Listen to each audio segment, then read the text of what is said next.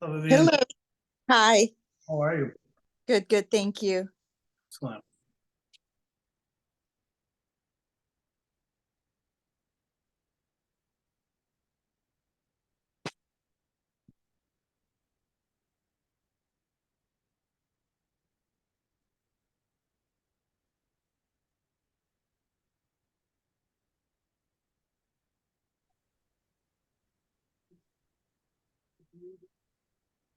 I'm actually going to go connect from my computer. I'll be back.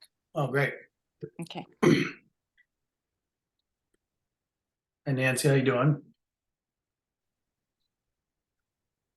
Hi, I'm doing good. A friend gave me a link to this.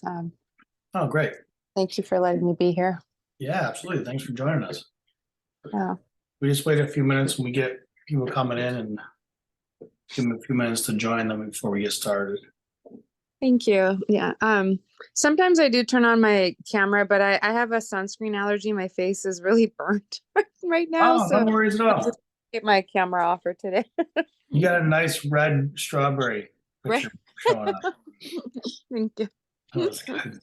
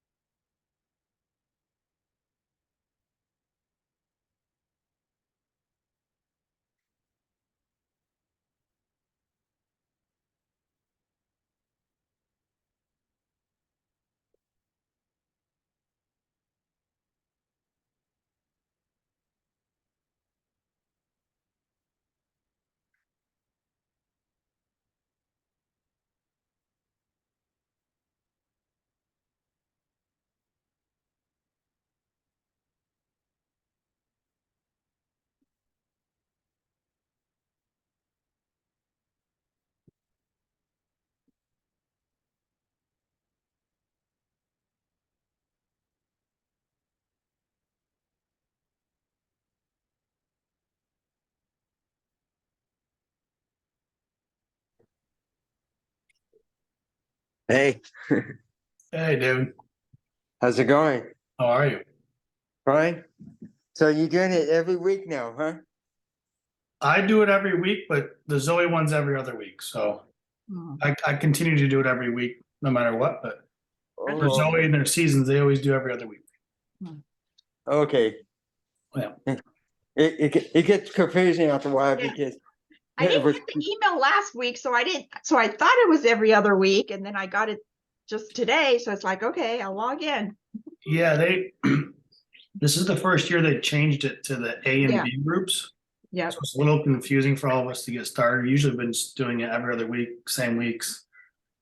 Now they're alternating to try to make more of them, so it got a little confusing in the beginning there, but yeah, I saw that. It's like, yeah. well, I just did that 2 weeks ago. It's like, okay. Uh, so I tried to call your phone number. It's like, is this Mr. Michael? You know. So, and You yeah, tried calling me? huh? You tried calling me or texting me? Yeah. Oh, I didn't even see it. And then I text you. Oh, okay. Maybe I missed the. Okay. I just said, I just text you. I'm glad you made it. You got the email, obviously, so that's good. Yeah, so every other from this week is the Zoe recap. But Okay. every Monday I've been doing for 2 years. I just continue it every Monday just to talk and about what's going on. So Okay, well, they just changed it, like I said 2 weeks ago, to Yeah. week. You're just like, okay, I can't miss it now. I'm glad you're here. Yeah. Remember, I tried to sign up with you 2 years ago. Yeah, I know. We're finally on the right page. Exactly. It's all Anyhow. about timing, my friend.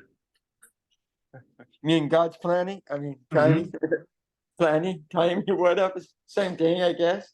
Same thing. So, All right, got Portia coming in here. Let's see.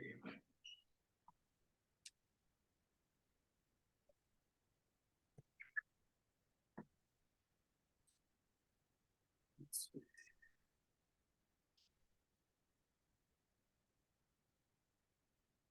Okay, Portia's in. How we doing?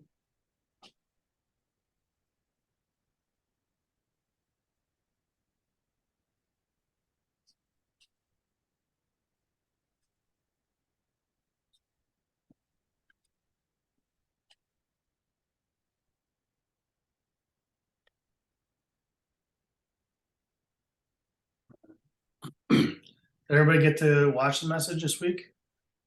Or go to it or watch it or either or both? Yeah, been enjoying it. Great. Yep. Yeah, this is a good one because this is actually a great friend that Chad and I share, Colin, who he's been kind of getting information from on this series about mindset. Colin Henderson is a good friend of both of ours. So this is an exciting series that they're doing because this is actually what I do for a living as well. And Colin and I work very closely and have another group we do on Tuesdays every other week in here as well. So it's kind of a good timing and kind of good stuff to see his stuff at the forefront one, but also because it coincides to actually what him and I do in another group and what we do is in our professional careers. So what a great message. I know Chad's all psyched about it because it has such relation to not just our relationship with God, but just our relationship with our own lives and what it is and what it takes to kind of stay in what I guess we would consider happiness or however you want to call it for your life. A bunch of different people say it differently.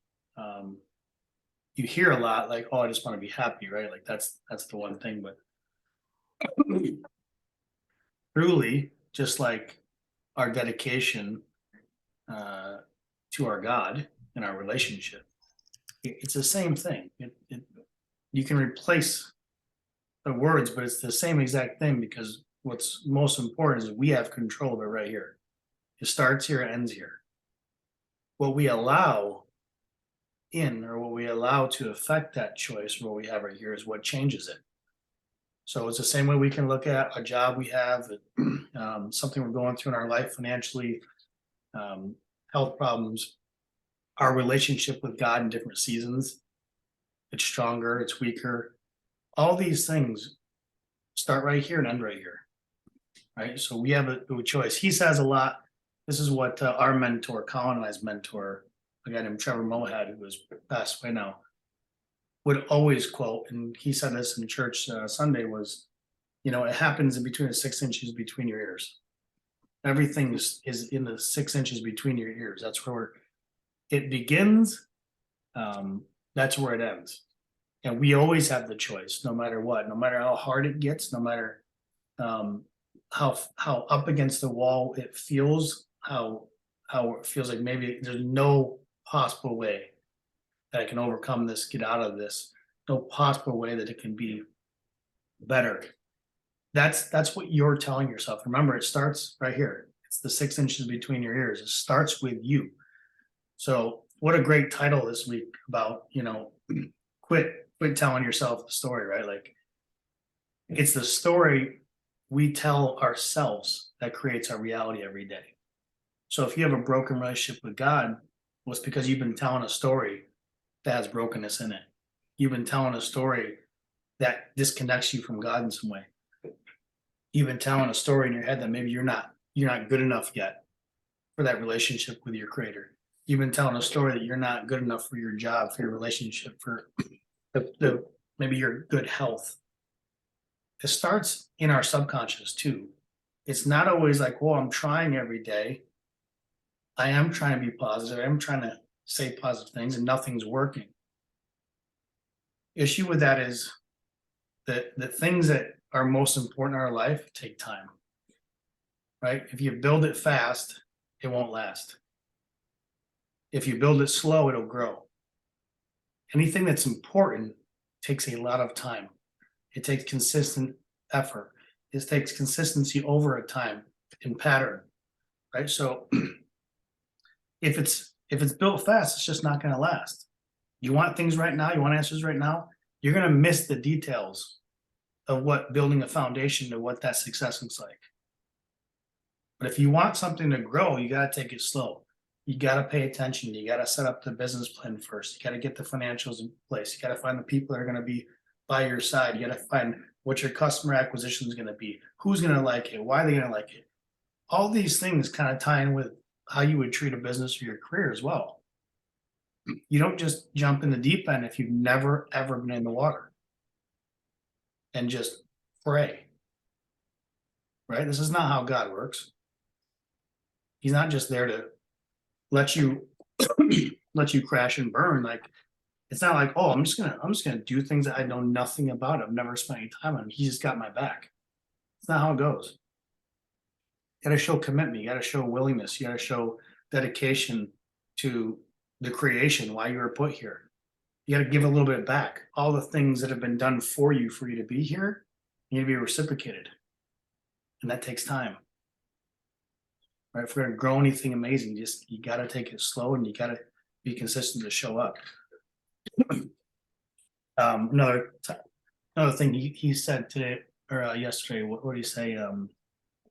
If you can name it, you can tame it. Super important. We say this in psychology all the time. When we're talking to our clients and we're talking to things like this, we're talking about if you tell the story properly with honesty, then you can attack it with clarity. So one, you gotta tell a story to yourself with honest mind and heart. You gotta show up with the truth. You can't fake it. You can't lie to yourself.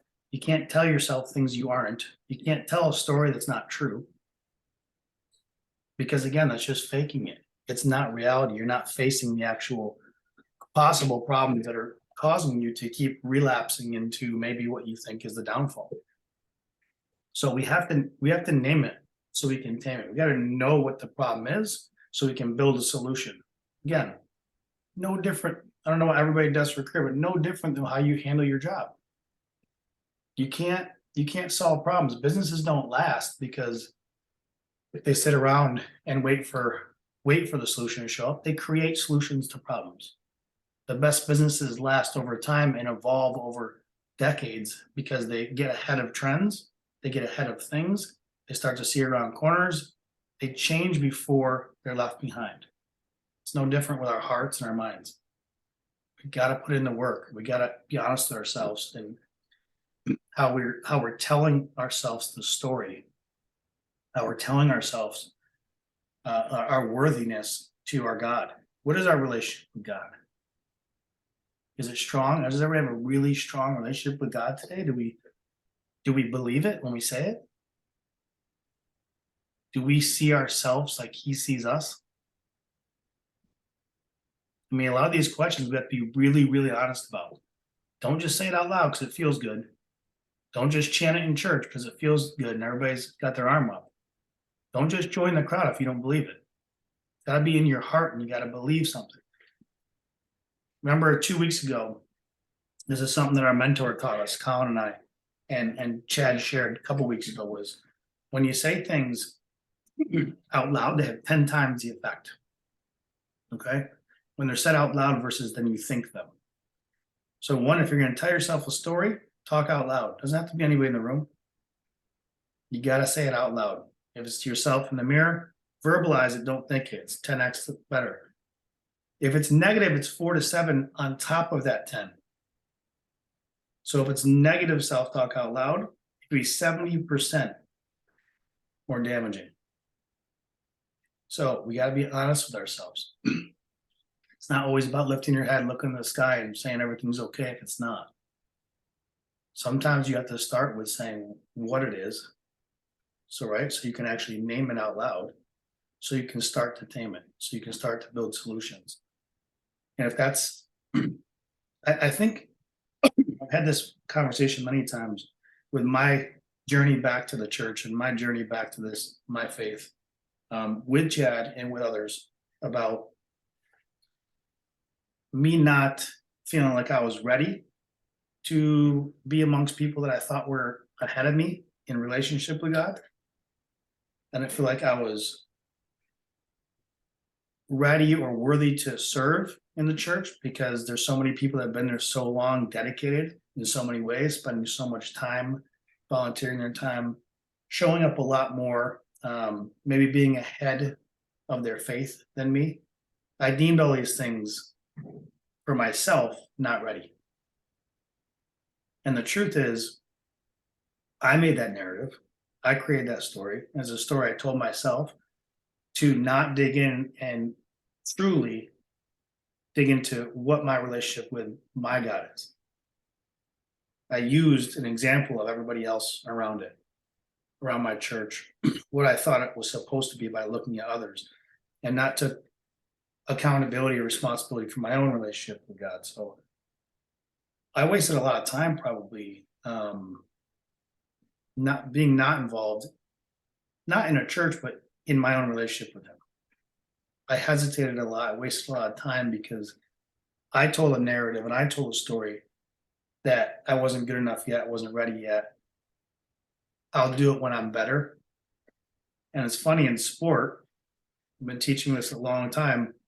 When people come to us in sport, they always come to us for help because they want to get better at whatever they're doing. And every time they show up, they usually have the answer why they're bad before we even get started. So they come to the professional for help and then they tell us what's wrong. Interesting, isn't it? That's telling a narrative. Now, can you imagine if you did that at a doctor's office? Like, I'm not feeling good, doc. And the doc's like, all right, well, let's take a look at a couple things and see what it is. You're like, whoa, no, I got it. Don't worry about it. I'll tell you what it is. I mean, it sounds ridiculous. It'd be ridiculous because what's the point of going to professional if you already know the story, the narrative? And a lot of this time we do talk ourselves right down that alley. We talk ourselves right down this narrative of sometimes things that aren't even true. So I want to encourage us to, cultivate the idea that we really have the power to create our own atmosphere of mindset. We have the power to create the environment around us to look exactly how we want it to look, if we're honest with ourselves and the story we're telling ourselves. So if you wrote down what you wanted in life over here on a whiteboard, and then you got real with yourself about the things you've been doing to get it, a lot of the times those things aren't even close to one another of what it really takes to get there. And again, this is a relationship with God, your church, your boss, your spouse, future relationship, people on this group showing up, commitment, time, all this stuff has this mindset thing to me. This series is doing is so important because it truly is at the core of everything we do. It is. It's ours to choose and it's ours to change every day. And it's easier said than done because we're people of influence. So the more we have around us that we see as influence, the more we start to think things that aren't ours. It's very important to pay attention to knowing what is yours, who you are, what your relationship with God is, and sticking to that and allowing then your world to create around you instead of allowing the world around you to create who you are. That's the difference between you really using the mindset to your advantage or letting it take you down, because it will as well. The negative thought, remember I told you it's 4 to 7 times more on top of that 10. We're designed and born with the mechanism from day one that we have no choice over is 3-to-1 negative to positive thought. And it's not because it's designed because it was instinct. It was survival. It was like you looked at something and said, oh no, it's dangerous. Don't go there. I can't do it. It'll burn me. It was that negative 3-to-1. But it's evolved to us. It's already naturally there. It's evolved for us to think negatively about anything, have a little doubt about it, and put doubt in our own mind. So remember, when you get up in the morning, you already got to fight with that, right? You already got to struggle with that. So it takes a lot of time. It takes a slow build to grow. You got to do repetition. You got to do patterns. You got to see a change in those patterns for yourself so that we can grow through that, so that it's not so much of a struggle to wake up every day and try as hard, where it's more you wake up and it's already part of your life. You're not willing to sacrifice the surroundings, right? There's a couple things that I want a couple of you guys to speak. If you all listen to the message, I'm going to say the 4 points that was gone over in church that Chad brought up was, one was change your story, right? So how we're saying our story. The other one was mental conditioning. The third was think, feel, do. So if you talked about the triangle in basketball, the coaching. And then the fourth was cultivate a beautiful thoughtmosphere, which is a really cool word that actually Colin started creating and making up. You have your atmosphere, but you've been up to this thoughtmosphere. So in those 4 points, did anything in the message really stick out or stand out to any of you that kind of grabbed you and really grabbed your heart in the season you're in right now? And you want to share anything in that, the message? Well, it's been 4 years for me, and all of this makes so sense because I literally have been practicing a lot of what he's talked about to completely change my mindset and shift my narrative between my cancer, my divorce. I'm not good enough. I was thrown to the curb. You just build these thoughts in your head, and it's 4 years later, I'm still, there's triggers that set me back. And then it's like, nope, I'm, self-talk. I say to my kids, if you walk in my house, you'll think I'm crazy because I'm talking out loud to myself. And that's what I do, and just dove into different things I heard and read and just putting those positive thoughts in my head. And it's a daily walk. It's a struggle. And it is all mindset of where you want to be. Yeah. Do you feel that, do you know the difference? Can you feel a clear difference between the days that you're really on top of it and the ones you aren't? Oh, absolutely.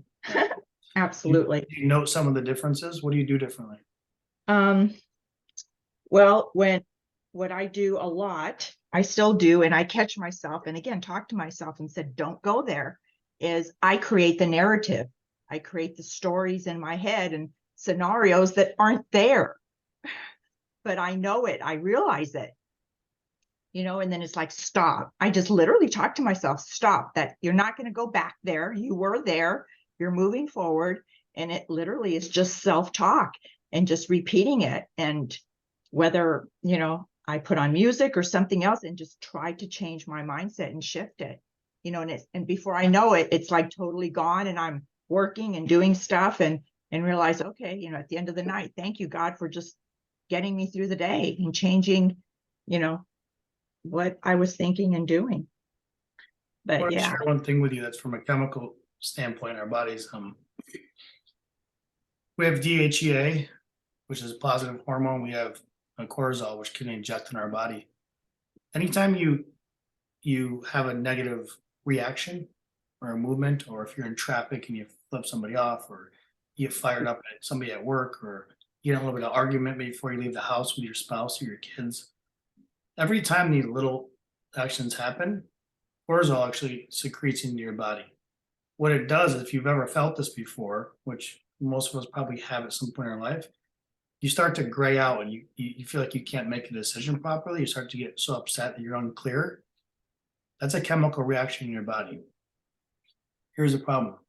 If you do that several times a day and it dumps into your body, the only way to reset it is not a positive thought.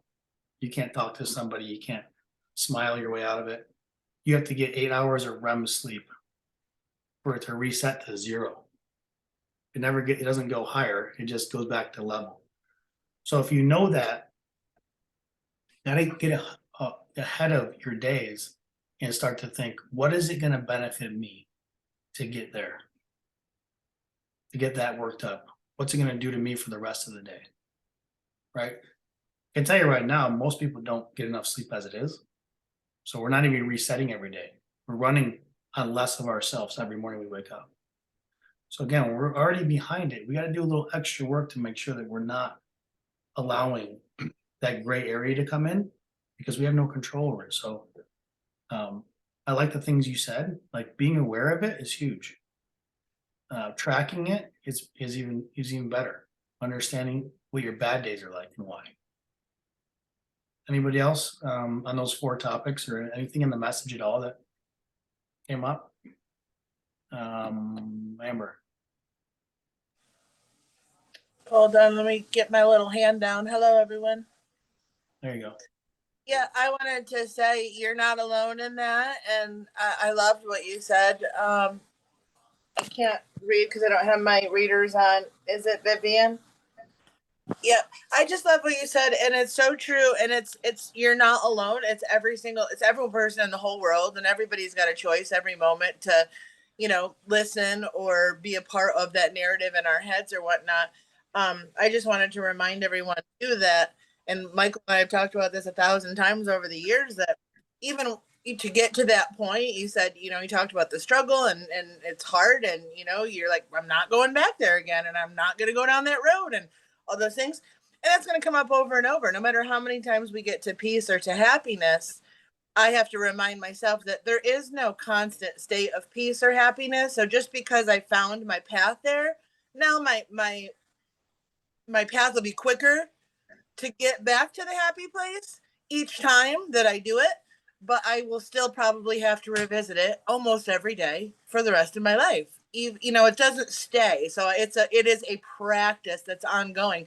So I feel like, to me, when I figured that little tiny equation out, it helped a little bit to not feel like I was failing, or that, I wasn't doing it as well as somebody else in the room, like to what Michael said about his faith in the beginning, or when you're in a yoga class. I often feel like the weakest person in the room, and sometimes perceived as the strongest. But I liked what you said, and I just wanted to remind everyone that we're going to come back to that place over where we're asked again to change our narrative and be accountable for what we're thinking and feeling and projecting into the world. So I just love the conversation. Yeah, very good. Thank you for sharing that. When we talk in psychology about the mindset, we talk about how as humans we observe and report as humans constantly. So we're constantly doing. And the question we always ask our clients, for people to ask themselves, is, what are you reporting to yourself? It's a good exercise to go through. Like, we're constantly observing and reporting every day as humans, like thoughts in our head, conscious and subconscious. Remember when he talked about 60,000 subconscious thoughts? It's a lot going on that you don't even know what's going on in your brain. Plus 5,000 to 6,000 a day on your frontal lobe of your conscious. So like, we're constantly observing and reporting as humans in our brain. But good exercise to do is to ask yourself, what are you reporting to yourself on a daily basis? Like, what are you reporting back to yourself? What are some of the things you're talking to yourself about? Because your behavior is way ahead of your success. So way to track is, we want success. We're highly focused on the end result, but we're not looking at our behaviors in the current landscape, in this current season. So to look at the I'm just going to mute you, Dave. Start to look at some of the habits and observe what you're doing and what you're reporting to yourself. What are some of the behaviors that are going on, and do they line up with what you want or what you think is success for yourself? There's this guy, I'm gonna misfire his name. I'll think of it. He does financial. Man, I forget his name. Anyway, he always talks about trying to help people find what their rich life is. And every time he asks somebody, he talks about, they always talk about like what their rich life is. They go right to money, right? Like how much money would I have? And that's not what he's talking about. He goes, what is your rich life?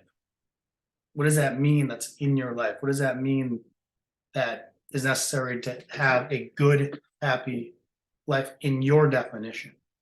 So he says a rich life, but he doesn't use it just as financial. He uses it as, can you write that down, what it looks like to you? What do you want out of your life? What's your rich life? Where it takes the worry out, the anxiety out, the feeling of happiness in security, in relationship. I thought, what a great idea. He's a financial coach, but what a great exercise and idea for everybody to do. Like really define what we want for our life, what our rich life looks like. And we always talk about if you can start with your relationship with God, what a great start, because when you got somebody that's got your back no matter what, like no matter what, you've had that in human form and in real life. You've had those moments where you've had somebody in your life that you knew no matter what had your back. And it feels wonderful. It feels great. It feels amazing to be able to call on somebody and you know they're going to pick up their phone and you're going to feel good when you end. Or when you see them, it's going to feel good when it's over. It's always amazing to have that feeling and you're always better after it. It's the same thing I get about my commitment to go showing up to church. Can I watch it online? Yeah, I did for 2 years. Did I still do it? Yeah. I mean, be probably more efficient in my day as far as what I'm doing, but the commitment itself to showing up, what it feels like when you leave that building, right? You know you have something to count on, a solid rock, a solid homie just to get your back no matter what is going on in your week, your month, your year, your life. It does not matter, right? But you have to show up for that slow build so you can get that growth, so you get the things you want. So looking at your behavior ahead of your success is a big one. I think it's always come back, and we've seen so many people do well with that. And then who do we listen to, talk to, and learn from every day? Those are huge for me. Like, who are we listening to? You know, from anywhere to podcasts to TV shows we're watching. There's a ton of studies on music you listen to, shows you watch on Netflix, all that you might not even quite guess or think that affect your life in a negative way. There's genres of music that are way worse than others. So, I mean, there's a lot of things that are constantly that sometimes we're just not paying attention to because maybe I grew up on punk rock and I loved it as a kid. So I love it now. I have an attachment to it. That's what we do. But or heavy metal. Heavy metal was used for torture and military purposes. It's one of the worst negative impact genres there are. And it was used for torture. So think about that. Pretty big industry. A lot of people listen to heavy metal. I do. But not saying anything to scare. It's more just the more we know, the more we're empowered with real truth, the better we are. Just like we know beyond faith that God is there for us. We know why we're Christians, right? I hope so. So that's a big one to me. Like it's if we can build first this solid partnership and relationship with God, everything else seems to be very, very easy to me. It seems to get easier when you look at anything else because that's the most committed one that like you can fib on your resume, you can tell your boss a small white lie, you can get through life on these little things, but God's in your head all the time. He's in the 6 inches. So that's the hardest relationship to conquer. Somebody that knows everything all the time about you, you can't even avoid, you can't fake, you can't put an image up on Instagram and hide behind it at your house. He's got it all. He got all the information downloaded from your 6 inches between your ears. So man, you master that one. It's like nothing in the world could stop you. I feel it's such a high energy. When I'm closer to him, when I'm closer to this relationship, I feel like everything else is a breeze. When I'm distant from him, I feel the struggle across the board. Always is. And I don't have, I'm not always close to, I'm not speaking from a leadership standpoint. I'm speaking from experience every day still. Like I gotta show up and commit so that I know and understand and believe that my relationship with him is strong. Because I know when I get distant from it, ooh, things start falling like left and right. I'm like, what's going on? I'm like, oh, that's what's going on. So pay attention to that. Anything else that come up in the message that Chad brought up that really hit home for anybody?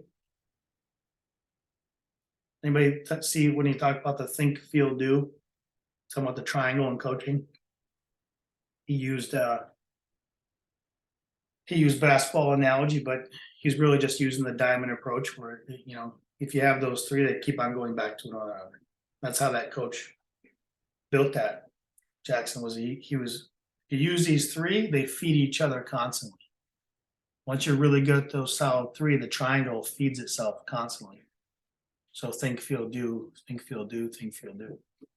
And you can change those words, but it's the idea of having solid foundation that feeds itself constantly.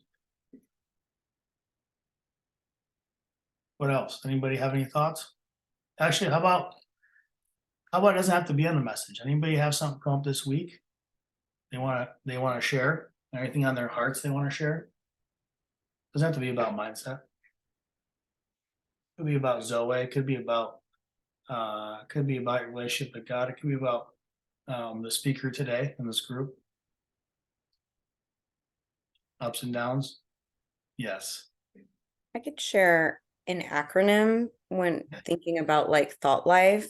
Yes, please. So for think, it would be thoughtful, honest, intelligent, necessary, kind. And so like for myself, when I think about like the relationship that I am even building with myself or my own thought life, is my thinking thoughtful? Is it honest? Is it intelligent? Is it necessary? Is it kind? And even like observing, like when they say like pick your battles, I think we think of that from like an outside perspective of when you're interacting with other people, or maybe even in relationships, all sorts of relationships. And there's, you know, like a discord or in thought process. So yeah, just thinking about like how am I picking my battles even like within myself, like before I interact with the real world or before I interact with, you know, before I'm like interacting with my job or interacting with friends. It's like what's happening in my thought life. So yeah, that's something that I I love that. offer. And then the other thing I'm thinking about is like, this has kind of been coming up for me is, you know, like when you, I guess like in church, like when you think about like the power of your testimony and so maybe you're not like at the front of the church telling your testimony necessarily, but I've been thinking about like the power of your story. And right here, I like wrote notes as we were talking about tell your story with honesty and truth. And just like even that's such a healing element when you've been through anything, like when you've been through trauma, you know, any type of experience. It's like how important it is to be able to share that honesty and truth. Because I think that, and I don't know if I might have brought this up like a few weeks back when I came in here, but just kind of going back to shame, it's like a lot of times we'll have experiences that live inside of our minds and live inside of our bodies, and we're not necessarily communicating it to, maybe we communicate it with God, but maybe we don't feel the need to communicate it with another person. But there's so much power in being able to share your story and share it in truth. And like for myself, there's things I've gone through in life that maybe I've told 2 or 3 people. And lately I've been really trying to be mindful about when I think about like social justice, and I think about folks that when there's hate crimes and individuals that are shot and killed, you know, and there's a passing, and the community comes and says, you know, let's not forget who these individuals are. They were important. This is their name.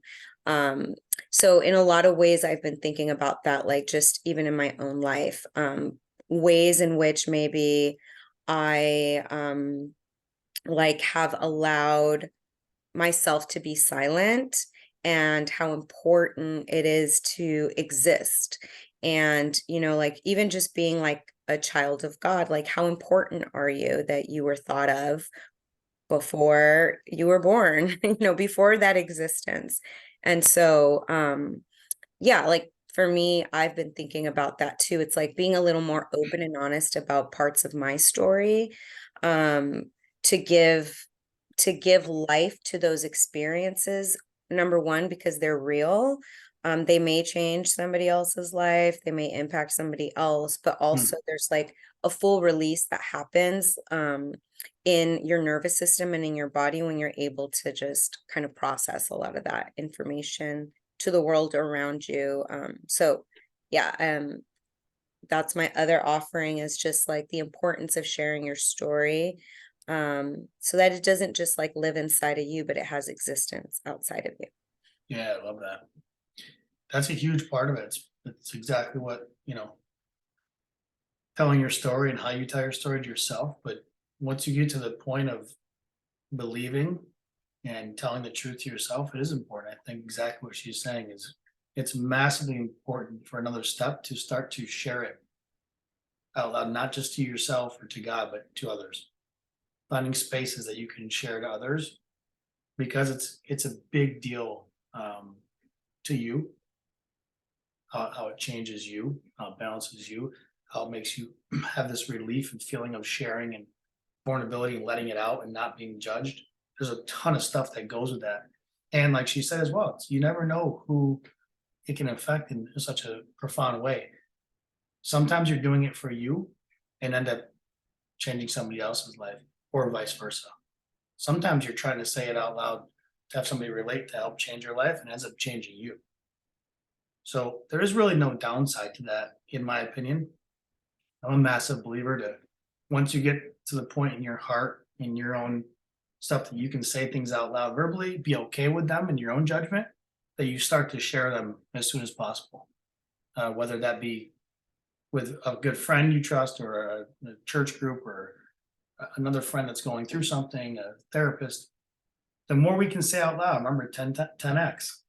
So if we start with ourselves and we start doing that, and really saying the truth, telling our story in the truthful way, and we're comfortable with it, and we know our truth, and we're good with our own judgment, to start sharing it. So I'm super glad you brought that up, because I'm a huge believer in that. I think the more people you talk to, the better. I think the more people you talk to with honesty, the better. It's a big thing today. Everybody's, you know what, especially in relationship. Colin and I do something that we're trying to teach men to be healthier, better partners in serious relationships or marriages. And it's a thing that comes up constantly. It's a struggle, because everybody are saying some of the same things. I want honesty. First thing in my relationship, I want communication. But when we're really looking into it, we're still just lying to each other. And not on purpose, not like vindictive lies. Like, we're still lying because we don't have enough self-love to tell the truth, in case they might judge us and not give us what we want from them, which is ultimately a relationship. So it's a tough space to be in today, because it's evolved so much. But it's super important, is if we can't start internal with our servant leadership, I mean, what is our connection to God? Our servant leadership is important. And right by its side, not one or two, but self-awareness and love, self-love. If those things don't take priority, don't be surprised when you go out looking and asking for the list of things and not getting them. Because again, 6 inches between your ears, it's your intentions in your heart, your choices in your mind. And if you can't settle this first, you can't expect the laundry list of things you might put on a dating profile or tell your friends what you're looking for. Because it's not gonna walk through your door. It's gonna be very short-lived. In weeks or a month, you're gonna go, oh, why didn't that work out? It starts here. It's gotta start there. So we have to start to change the narrative in our own space. Gotta start to change the narrative of truth. Write it down, put it in your mirror, put it in a notebook, journal it, speak it out loud, speak to a friend. The more we talk out loud, the more we believe. Okay, so when you can do that, it starts to become second nature to you. It starts to become a subconscious thing to you. It starts to become you. And it's not a trial every day. It's not a, man, I got to put work into being happy today.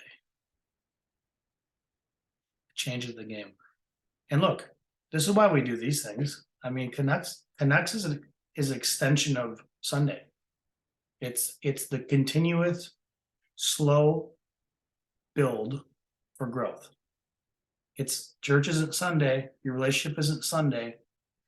It's not when I grew up, Sunday was like, say sorry, and then get back to your week in sin. And then Sunday, say sorry, get back to your week in sin. When I grew up, Sunday was the only day of church. There was no other, and that's how I experienced it. There was no other days. There was no groups or talks or chats or, it was Sunday. You went to church on Sunday for an hour. That was it. You said sorry a million times because you sinned all week. But this is the point of this stuff. It's an extension of our work. We're putting in the time, we're putting in the work. Just like if you wanted to build a great idea or a company or a great relationship, it doesn't start when you guys agree to be in a relationship. It's not when it's like, oh, we got married. Okay, we're good. Marriage comes with a bunch of cool stuff. Great, we're all good. No, it starts there. The work actually begins once you both say yes to the commitment. Then it begins. We all think that it's like leading up to it. Like we won something. No, it's forever. The work is forever. Any company that's been in business for decades is constantly changing and reworking and retooling and constantly paying attention, and people are showing up every day for work. But for some reason, Chad and I just had this conversation last week. In the back, we're talking like, it's crazy to watch people come through seasons of church. Like the past 5-6 years I've been coming to ZOE, like I see these groups of people just disappear. And then they show up again.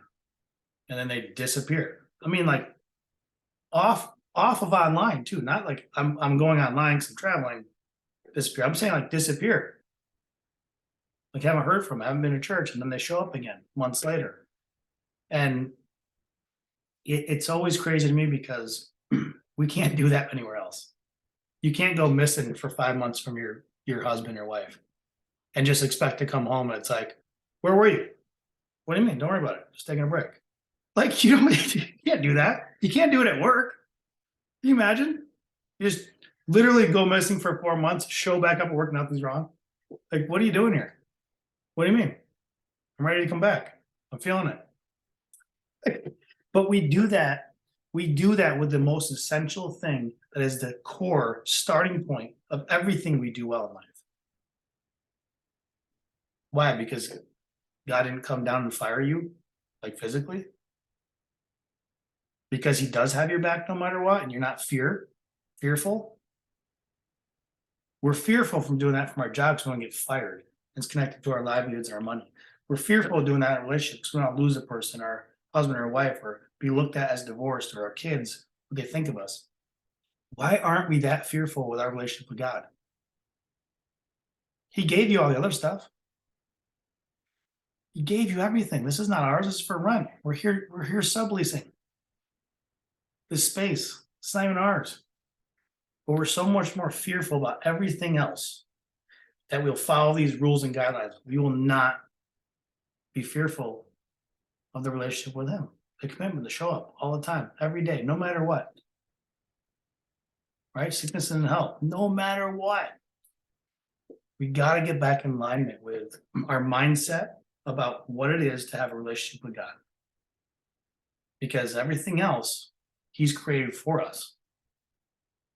So if we're having problems with everything else, don't you think we should go right back to the origin? Shouldn't we go always keep coming back to the origin? It makes too much sense, no? Oh, that guy's name is Ramit Sethi. I saw what you wrote there. David Ramsey's also good, Vivian. Ramit Sethi talks about what's your rich life. Log it, journal it. What is a rich life to you? Great thought. What else? Portia, how you doing? Got any thoughts? Esmeralda, Nancy, David, anybody want to say anything and share anything? You guys all great, you're wonderful, having a wonderful week. What did you say? The intention is in your heart and what's in your mind? The choice, The choice. intention, choice, I see. Okay, thanks. right? So we get to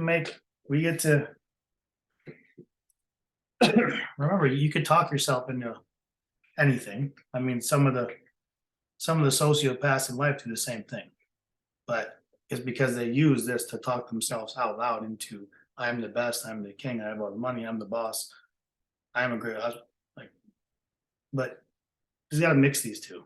The intention of the heart has to match the choice of the mind. So you actually have some morals in play, right? Man, this is going to be a great series. I'm telling you guys, it's such a great thing to dive into too. You learn a lot in this area. We've done a lot of work for many years in this area, and from tracking brain waves from left and right brain and how it reacts to certain things, and versus negative, positive thinking, choice of thought when it comes to athletes and performing. So there's such great power in just choosing, speaking, talking things out, and really committing to your pattern, because the more we talk about it, it doesn't have to feel like a struggle, because you're not fighting against your own thoughts. A lot of the times what feels overwhelming is because we're fighting against what we believe about ourselves. That's why it feels difficult. When you feel confident in a space, pick a thing in your life that you are confident nobody can beat you at. What are you awesome at? What are you amazing at? Look at that thing and try to understand why you're so amazing at that. You ever thought about that? We give, this is very common, this is a stat. We give way more positive weight to negative things in our life. We give so much more positive weight and importance to negative things in our life than we do positive. What are we doing? Right? You can give a laundry list of why you're bad at something. I'm like, tell me 5 amazing things about you right now. Rattle them. Tell me 5 amazing things about why you do your job so well. Rattle them. It takes people forever. I've done this for 10 years. It takes people forever. I have clients that have taken over 2 weeks to answer that question. 5 things good about yourself, 2 weeks. That's insane to me. That's the definition of insanity. We're putting too much positive weight on negative things. We gotta get off that. We gotta take the positive in our life and put a bunch of weight on it. Put it heavy in there. Why is it happening? You know, what's your role in it? What's God's role in it? Put some weight on that. Did you wait? Oh, she just signed up. Is it Leslie? Did you want to say something? Oh, no, I accidentally signed, my Okay, computer welcome turned back. off. Welcome back. Thank you. You want to share anything while you're on or no? Well, that I'm in this journey where I'm building a stronger relationship and just strengthening my faith. I was Catholic raised, but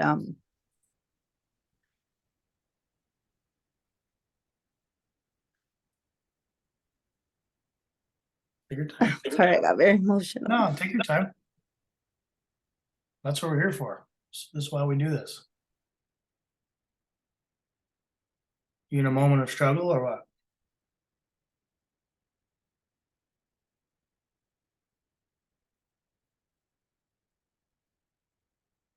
Take your time. You can speak whenever you want. This is why we do this though, right? I mean, it's it's most often people think that they're alone in a thought or most connected by our thoughts. Just remember that.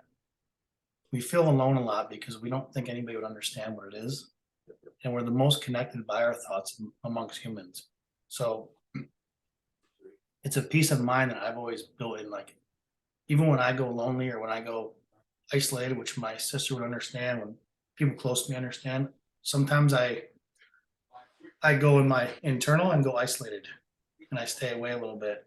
A lot of people, I'm so sorry. no, don't be sorry. Say what you want. No, well, like I was saying, I know that it's as I try to strengthen my relationship with him and I know where my faith is. I've been facing like difficult challenges, but I try not to think negatively. I want to identify exactly like the roots of everything that's going on, and I know that everything happens for a reason, and there is no greater. He has a greater purpose for everything, and I know nothing. He doesn't do anything without like a greater purpose for everyone. Mm. You know. He wouldn't give it to you if you couldn't handle it. Exactly. You know, he created all of us and he put us here all individually for something. And he never gives anything that someone can't take, even when we don't believe that we can take it. So stay strong in the thought. I mean, everything you're saying is true. Just keep saying it out loud. Yes. And don't we all, I mean, Michael, we've talked about many times, like the part of suffering, you know, I don't think God intended for us to suffer, like specifically, like I want my people to suffer.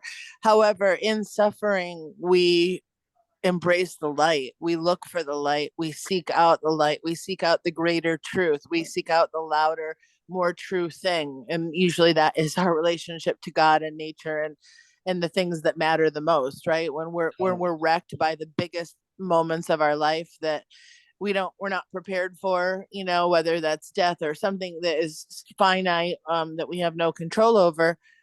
Of course, we don't know until we're there what we're capable of, but then we learn so much about ourselves, whether that's a relationship that ends, whether that's a death, whether that's a something that, you know, we're personally dealing and struggling with, whether it's our health or, you know, our state of being. And I really truly believe that sometimes I am grateful to the struggle, because if everything was just a walk in the park, what would we seek? True. It's a great point. We talk about this a lot, week to week. Sometimes he has to break us all down to build us back up, Beauty. Yes. you know? It's a beautiful suffering. It's a Mhm. really hard thing to wrap our minds around, because who nobody's gonna raise their hand when you say who likes to suffer. Nobody's like, yeah, right here. But like think about when we're kids. Remember when we did the discussion about being our child self, and like that was our homework for the week, was to go out in the world and try to see it like we did when we were a kid, like, hey, you want to play, or I'm going to swing upside down, like something weird that we wouldn't do in our adult life. Right. The other part of us that we don't talk about a lot, like when that is in us as a child, that's not a conscious thing, is to destroy things. We would take a building and build it and make it amazing, and then we'd destroy it, or we'd destroy our brother's building, or we would make something amazing with Play-Doh, and then we would destroy it and start again, or we'd spend 5 hours on the Etch-a-Sketch on some strip, and then we would destroy it. And so there is something about destruction and recreation that is this really beautiful innate thing in us. Yeah. And so how do we make it work? That's such a wonderful thought, because it's exactly how the world operates. It's the tearing down that allows us for the rebuilding.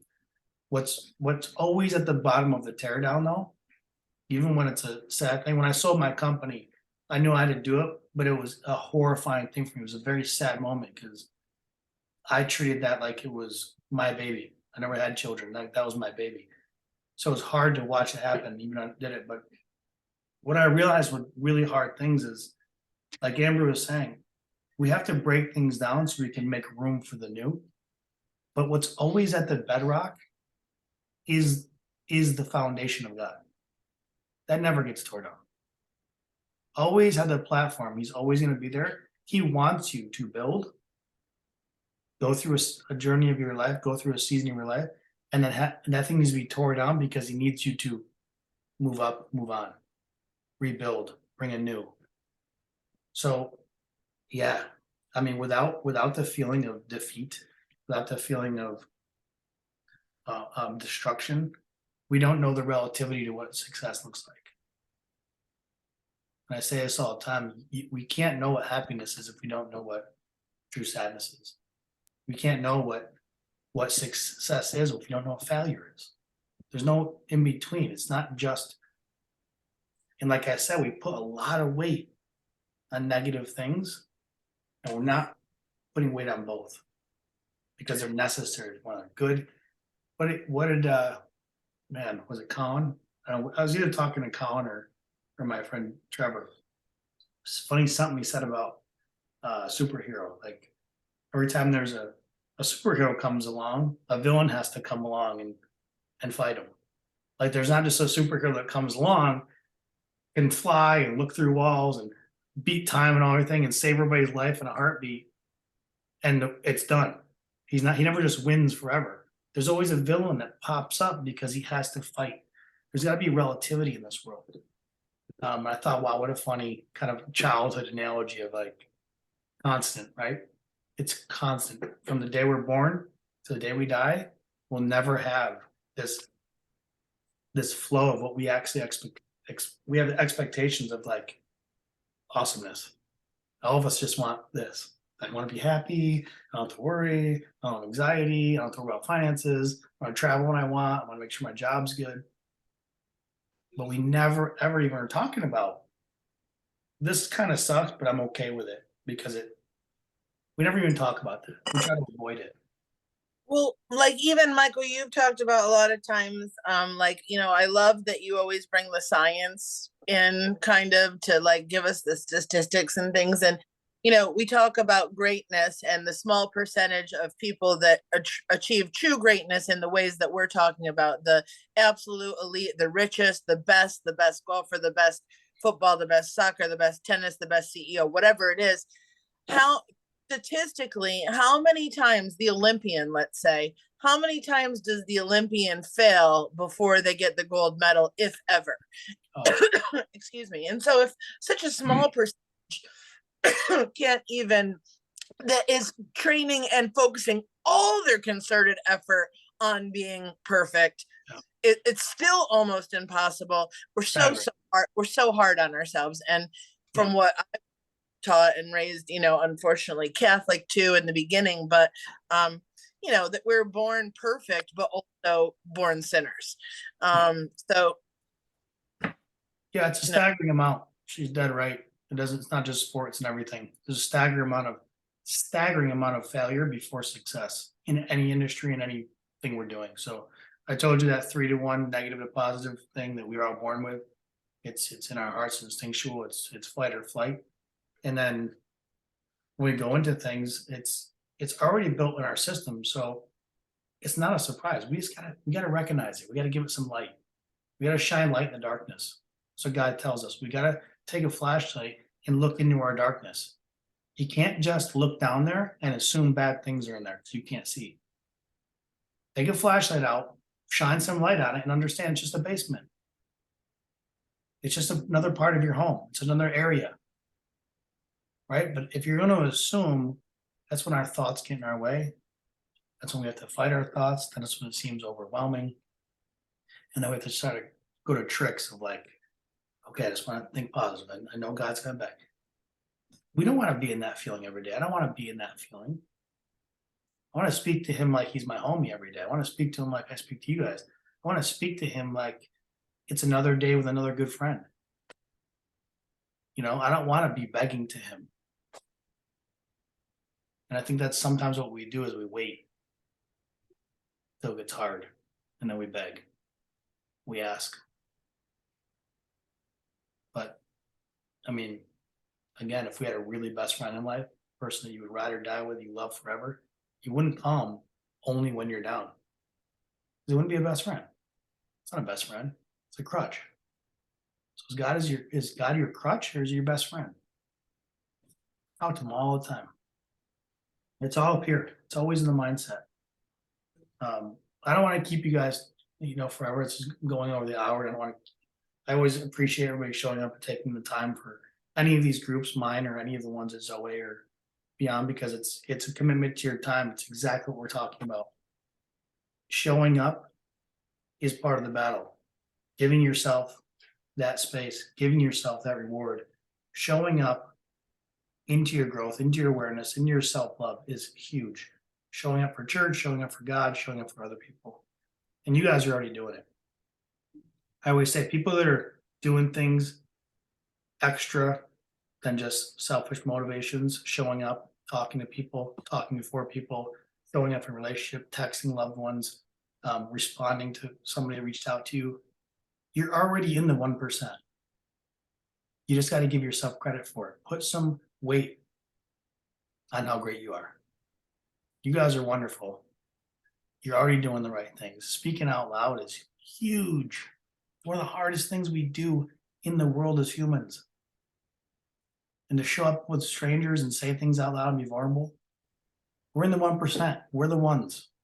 So go out and share this with people, share with others, spread joy with others, because it comes right back on you. She was saying it earlier, just when you put it out loud, it bounces back onto you and it feels great to you too. Your heart's full as well. So I appreciate all of you. I love all of you. I appreciate you showing up for this, showing up for ZOE, and taking the time to just spend on yourself, because it's important. So wish you all the best week ever. As David said, a little confusing. ZOE is doing alternate AB weeks, but just essentially it's going to be this day. It's going to be every other Monday on this. If you want to show up every Monday, you're happy to. I do it every single Monday at the same time. I don't just do ZOE. I do it every single Monday for the past 2 years. You're always welcome to it. I always post it. Same time, every single Monday, we're always here talking. So I invite all of you to come whenever you like, and I appreciate you being here. God bless all of you for this week. Love you all. Bye, everybody. Love you. Bless you. Peace.